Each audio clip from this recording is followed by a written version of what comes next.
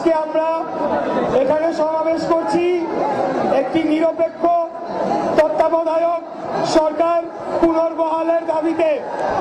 আপনারা জানেন গত 2011 সালে বর্তমান সরকার 11 সরকারের ধারাবাহিকতায় তারা ক্ষমতায় আসে একটি আমাদের পার্শ্ববর্তী রাষ্ট্রের পৃষ্ঠপোষকতায় এবং প্রত্যক্ষ সহযোগিতায় এসে তারা বুঝতে পারে যে তাদের ভোটের মাধ্যমে আর ক্ষমতায় আসার সুযোগ নাই। তাই তারা আমাদের বিচার ব্যবস্থাকে আমাদের বিচার বিভাগকে তারা প্রভাবিত করে, অন্যায়ভাবে তারা তত্ত্বাবধায়ক সরকার ব্যবস্থা বাতিল করে, যেটি সম্পূর্ণরূপে অবৈধ বলে আমরা মনে করি।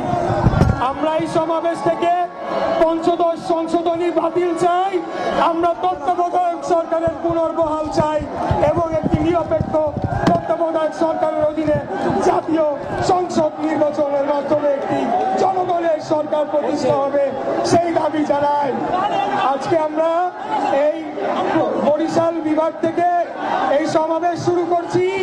ইনশাল্লাহ এই আন্দোলন আমরা অন্যান্য বিভাগীয় শহরে ছড়িয়ে দিব এবং আমাদের প্রাণপ্রিয় নেত্রী দেশনেত্রী বেগম খালেদা জিয়া এবং আমাদের আগামী দেশনায়ক আমাদের আগামী প্রধানমন্ত্রী জনাব তারেক রহমানের নির্দেশে আমরা গণতন্ত্রকে পুনরুদ্ধার করব।